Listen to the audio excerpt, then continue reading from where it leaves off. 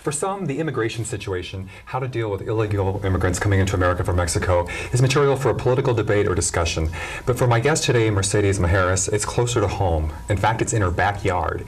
She lives in Cochise County, Arizona, right on the border with Mexico. She and other private homeowners live with aliens and Border Patrol playing international politics on her lawn, a sometimes deadly game of cat and mouse. She's producer of the documentary Cochise County, Cries from the Border, exploring the issues for people on both sides of the fence, literally and figuratively. Pleasure to have you here today, Mercedes. I'm so thrilled to have made it. So what is going on in your backyard? Oh, everything, everything. Especially since the monsoon seasons, there's been a whole lot of traffic coming through our particular section. We live in Cochise County. We live on Hereford. It's a wonderful area that's mainly ranches, and our house is located on a bluff on the side of the mountain. Right behind us is the international border. So there are lots of trails, human smuggling trails, drug smuggling trails. We have two roads on either side of our house. Constantly there's traffic going on, and this is day and night? Day and night. Day and night. Broad daylight. Broad daylight, anytime that so you could want look out the window and see something sneaking across the border? Oh, all the time. And human beings, unfortunately, you know, they do suffer, the immigrants who are coming across, the ones who have honorable intentions to want work and to better their lives and have a better life for their families. Now, and I want to go into that, but first, how easy is it for them to come across? I mean, are they being chased by Border Patrol? You know, you see somebody coming and then there's Border Patrol right behind them, or not so often you see, is Border Patrol there, or what's the situation with that? We call Border Patrol after we see people coming across. Generally, it's a very open place, you know. There isn't fence all over the border. When I first moved there, I thought, oh yes, let's go see the border fence, and we'll go down to Agua Prieta, we'll go to Nogales. And there are vast expanses where there's nothing at all. So you can just be walking along, and the next thing you know, you're in the United States. There's no fence, there's nothing. Zero. And this is mild. I mean, what's the length of the border we're talking there? It's in that particular county alone? We have about 83 miles. 83 miles. Yes. And how do you patrol that? I guess that's what it comes down to. Well, we have very few Border Patrol to patrol it. There are cameras, but there certainly aren't cameras enough to patrol the entire border. Think about it, miles and miles and miles and miles and miles and miles. Sure. Do you know how many Border Patrol people there are in that area? In the Tucson sector, we've been able to get a lot more now. Well, and of course, and you raise a good point, because in the past, I think, well, let's face it, post 9/11, the main concern people have, there's always been the immigration question, whether it's good or bad in politics and all that. But after 9/11, suddenly people went, oh, that could be terrorists coming across the border. Yes. And so now, I think more resources have gone in that direction. Yes. Do you know, how has it changed since September 11th? Well, everybody is still looking to enter in the various places, and the easiest places to come in are in the remote areas. And so they just have to go a little further over. They just have to go a little bit sneakier. In 90, 99, 2000, 2001, there was a massive influx coming, about 700,000 people. But now it's about half that. We have about 300,000 that are coming across in the current, in this time period in the Tucson sector. But in the entire border, we comprise 50% of the illegal drug smuggling. And the people are just, I don't know. They want to come across so badly to work, but yet 10% we're finding have criminal backgrounds. And so that's very disturbing. We did find a Russian dictionary on a ranch near to us. The theory is that most of these people are Mexican nationals coming across. Yes, most of them are. But there's no guarantee that... No, not at all. Not at all. And in fact, in the DVD, though, I think a woman said, you know, basically, you know, anybody could come across. Well, it's true. You know, it just, there's nothing. Now, the figures I think you mentioned on the DVD were something like I don't know if this was for the whole border or just Arizona or what part, but maybe you can tell me, but something like they caught 600,000 people or sent them back, but they figured that twice that, 1.2 million got through? Yes, that's right. That's right. 1.2 Actually, million. no one knows, but the estimates are just astronomical. Now, you talk about drug smugglers. Of course, that's another concern, that in addition to terrorists, just the whole problem with drugs. What kind of, well, when you go out in the backyard, I mean, do you risk confrontations with people or never know what you're getting into, or other, how dangerous is it? From my front window, we have seen drug pickups from my front window. I called the sheriff, I called the Border Patrol. We have 6,215 square miles in Cochise County. We only have about 15 vehicles for our sheriff's office, 15 vehicles to cover that much space. Border Patrol is stationed in Naco, which is, I think, about 30 miles from us. And you can call them, and if they happen to be in the vicinity, you'd be lucky and get someone to come out. But often you have to wait for hours before someone shows up, they're long gone by and then they're long gone. Yes. And you don't. I mean, well, are people taking the matter into their own hands then? I mean, do you try to confront people, or what do you do? I mean, I hate to say it, but as a woman, I'm assuming you don't. But I mean, are the guys with guns go out there and say, you know, or what happens? How do people deal with this? Generally, everyone calls the sheriff or the Border Patrol. Okay. Because we can't get involved. Then you don't get involved. Well, so there really aren't many direct confrontations with people then? No, there are not a lot of direct confrontations, thank goodness. But it is very disturbing to have someone show up on your front porch, dehydrated, collapsing, sobbing, crying. I mean, it's just heartrending. A 16-year-old kid was on our porch July 4th, and he was in that condition. He was just broken down, dusty, filthy, dirty, and he said, "My group left me behind." Because he couldn't keep up, or? Yes. However, I called Border Patrol. I did give him food. I gave him water. I asked him to come in the house and, you know, wash his hands, you know, try to get more human than he was. And oh, it was terrible, because Border Patrol said, "You can't interview him because he's a minor, but here is the number for the Mexican consulate." So I called the Mexican consulate, and they said, "We'll find out about this." Because you were doing the documentary, and you wanted to talk to them? Yes, well, I wanted more material. Okay. But as a minor, I didn't feel that I might have a legal right to do that.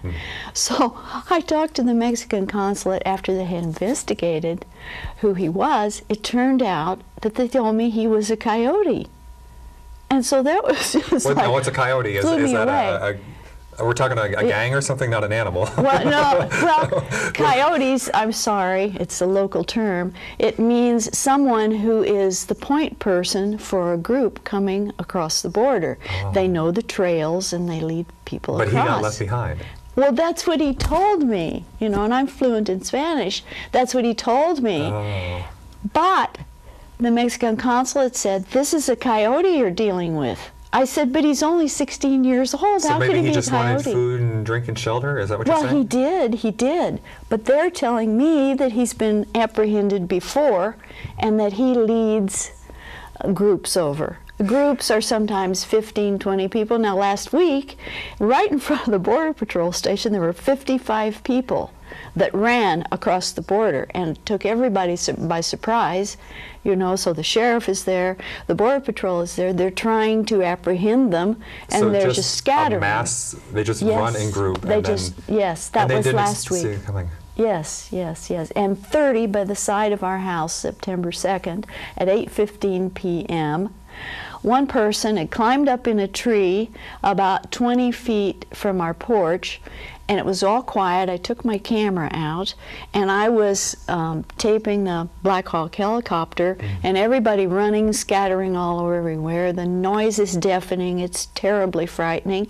And the next thing I know, about 10 feet from me in this tree, someone jumped out of the tree right beside me and ran right across our front porch and down the concrete path. So I went after him, alto, alto, you know.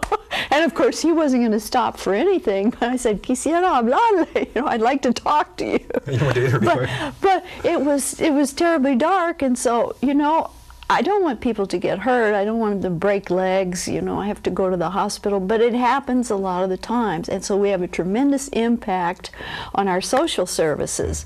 In fact, the women in Cochise County have to go all the way to the center, which is several miles. I mean, like 70 miles you can drive to get to the hospital to have women's services, because they had to close the women's services in we'll Bisbee. pick up on that in just a minute. We'll be right back with Mercedes Maharis. I sit through immigration hearings 2 and 3 and sometimes 4 times a week, and you find out a lot of things about immigration in that process. One of the things that they kept having witnesses testify is that they would testify as to how many people die coming across this desert in Arizona on our southern border every year. Now, that is a sad and tragic thing, but it is not our fault. Except that they're not defining and defending this border. We can save those lives by doing so. Then the other aspect that we need to think about is the question that I ask. Well, of those that made it across the desert, how many American citizens die at their hands? And so I commissioned a GAO study. It took a year to get it. It came back not quite apples to apples, but out of that I had to extrapolate some numbers. So I'm qualifying here for you. And it works out to be this. In our prisons, our city, county, state, and federal prisons in America, the criminal population, the criminal alien population, inmates, is 28%. 28%.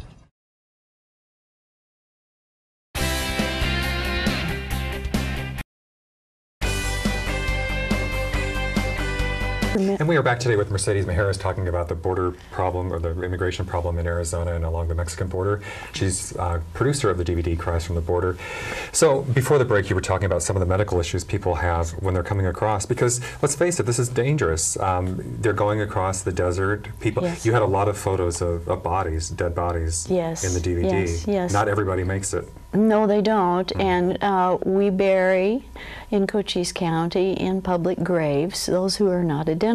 But it's really heartbreaking because their families don't know whatever happened to them, and So we don't know who they are. How many people? What kind of numbers are you talking? Well, each summer we're having, in different parts of the sector, different numbers, but the last summer we had, I believe there were 45. 45. Human beings, yes. And they just vanish. People never know what happened to them. Of course. I mean, we can't identify them. Now you say this summer. Is it seasonal? Is it worse in the summer? Or Yes, more. There's more traffic in the summer because it's easier to travel. You know, we have to come across mountains in our area to go into Mexico, and they come so across in a weird kind of way, you get relief in the winter because of the... Yes. There is lower traffic in the winter months. So, what's your take on this? You do interview both sides. Yes. In other words, you live in the middle of it. You're impacted by it. I know not everybody. This is a political topic. Not everybody's happy about people coming across the border. But yet you also see the human aspect, the 16-year-old kid, whether or not he was, legit or not, whatever his story was. Yes. But the people who die, that you don't turn your back on that. What? I don't believe anyone does in our county. I think everybody I've talked to is compassionate. They don't want people dying. They don't want people starving to death in the desert. They don't want little kids coming across and being injured. But they don't want people coming across. But that's true. We don't. Yes, our community is generally conservative. It's ranchers. It's very quiet retirees, and a lot of us live from one day to the next not knowing what's going to happen, because the traffic wreaks havoc on our lives. We don't know when people are coming to the For you in particular, door. I'm just curious. I realize people may have grown up there and lived there, but you're from California, I believe, originally. Yes. Did you know what you were getting yourself into when you moved there? We had no idea of the extent of it. Yes, we knew that, of course, everybody knows there's illegal immigration, but the extent of it was what floored us. It was just, when we moved into this house, beside our bluff, there was an old mattress down there, and there were lots of tin cans and bottles of water and things. Well, when I bought the house, I just looked down the bluff and I said, oh, these were very trashy people. You know, we have to clean this up. So but the when real we went estate down agent there, didn't say this, no. this is immigration run across the border central right no, here. she didn't tell us that right beside our house down the cliff was a major traffic area coming through. Now, without getting too personal, but what does that mean for you and the other homeowners? Can you sell your house, or do you? I mean, do you have to just find somebody who doesn't know, or I mean, could you put the house on the market when anybody wanted? Or I can't tell anyone, you know, that we don't have traffic there because it's not truthful.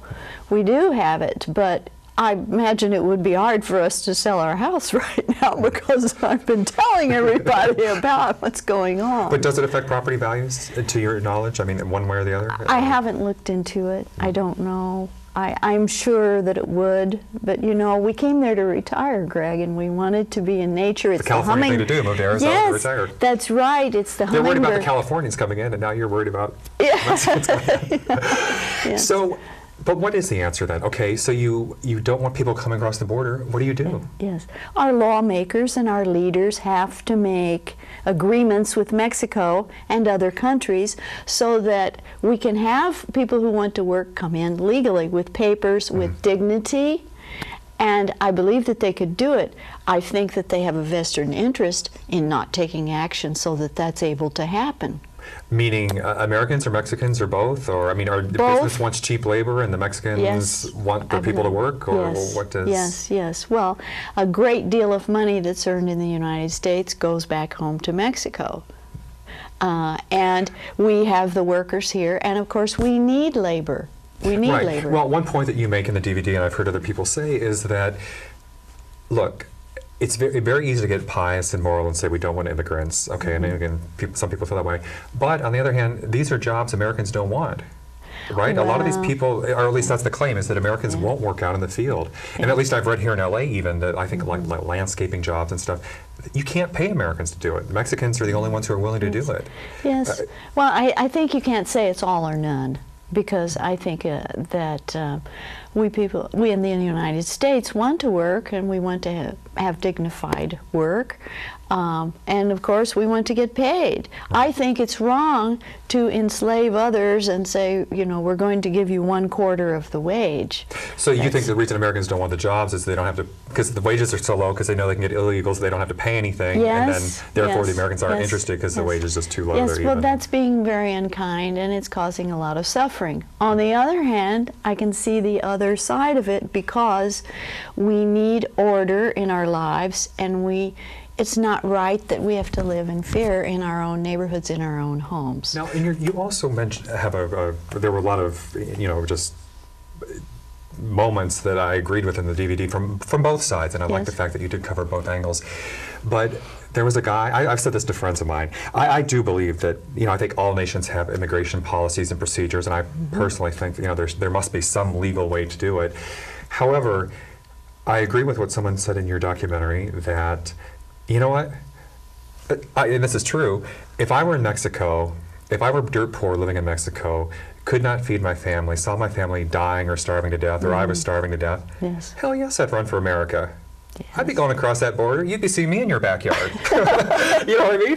And I'm not encouraging that, but I know where it's coming from. Yes. And do you know what I mean? I mean, do people there understand? I understand, but you know, I used to teach school, and when my doors were closed in my classroom, I would get a whole lot done because there was a rhyme and reason and order in my class. Now, we don't have rhyme and reason and order going on with all of this disorder and mayhem. And, you know, it's like fruit of the poison tree.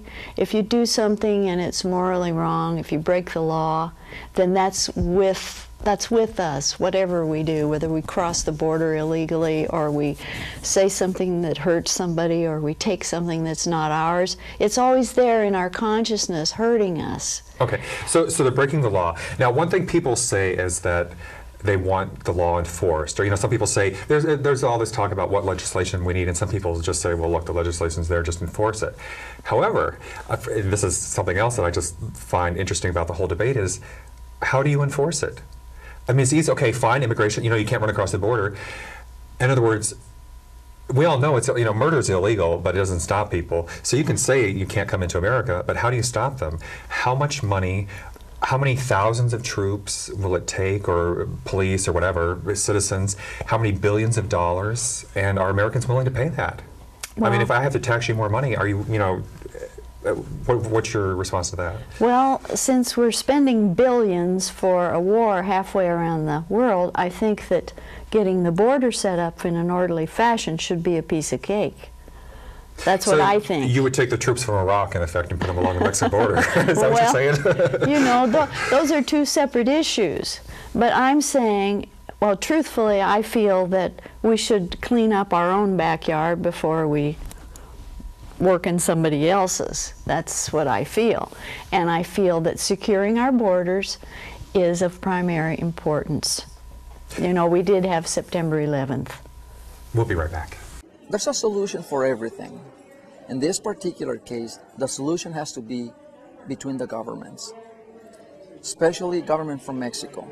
Mexico has to realize the big problem they have in their economy and work with the government of the United States to provide, especially in the border towns, provide for a better way of life. As long as the economy in Mexico is as impoverished as it is right now, this is going to continue.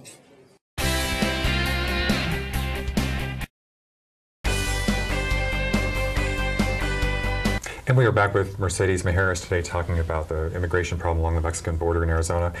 Well, so again, with the policy issues and questions aside and whatever people's personal politics is, there is that practical aspect of, what do you do about it and how do you stop it? Mm-hmm. You talk a bit about some of the technology and things that are being employed today. Yes. What can you tell us about that? Surveillance, aerial surveillance, camera surveillance, although I haven't seen it personally, but someone said to me who worked in the camera company that they're paintballing now the cameras. So you just spray the paint on there and then the camera is disabled, thousands of dollars for a camera. Well, there's this talk about the fence. Yes. What can you tell me about the fence? Should we build a fence? Are they building a fence? And what about the fence? Should we build a fence? I think that a fence could save lives. I think that could also stop people from coming across. I mean, it's a little more difficult than just walking through a field and you're in another country. But I wonder, you mentioned paintballing the cameras, but Yes. I've heard though, but they tunnel also. So couldn't they just tunnel under the Lots the of fence? tunnels, yes. Oh, of course, yes. We human beings are very creative. Because well, as you know, as they clamp down on the border in one area, what do? They go to another area further away. So if you build a fence and they go under the fence or over the fence, or I don't know. Yes, yes. But there was, I think it was a Memorial Day last year, there was work done on the fence. They actually started building the fence? Oh yes, they're building it as we speak. Yes, yes, it's going on. What is the plan? How big will the fence be, or how much area will it Well, cover? theoretically, Congress passed and said there's going to be a fence for the entire border. So the whole border. Yes, but how long will it take them to build it, and is there enough funding? Right. Who knows? That's what it comes down to these days. I think it's just the money. Yes.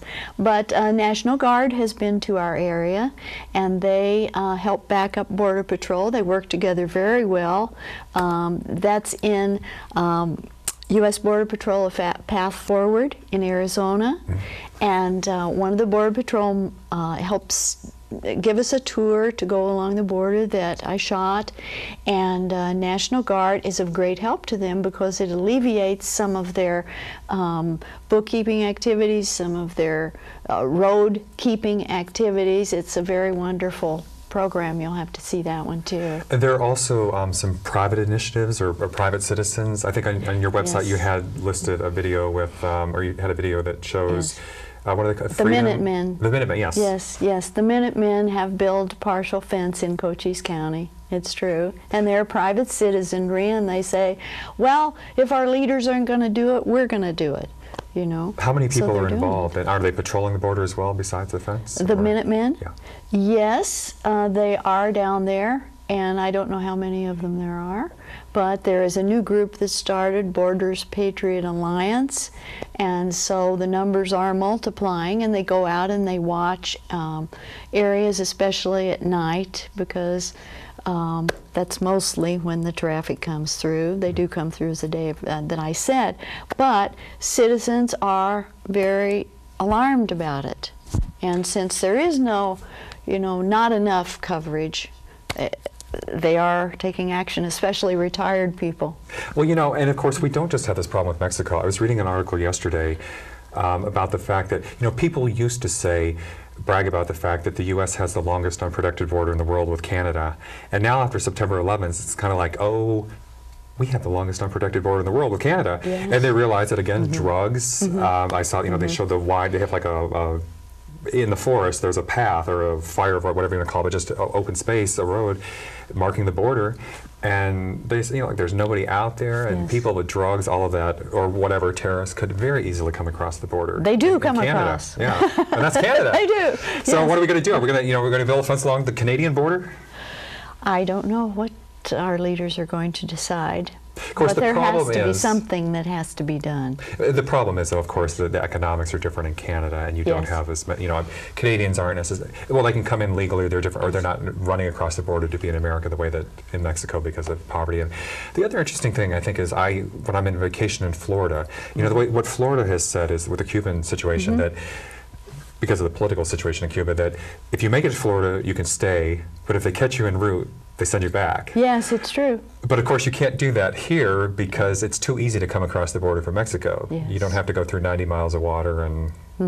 And the numbers are far greater on the Mexican border than they are on the Canadian border. Well, thank you very much for being here today. My pleasure. Mercedes Maharis, the DVD is Cochise County, Cries from the border, and good luck with the situation. We'll have to see how that develops as the fence goes up and the people start tunneling under. Yeah. Thanks Thanks everybody for watching. We'll see you next time.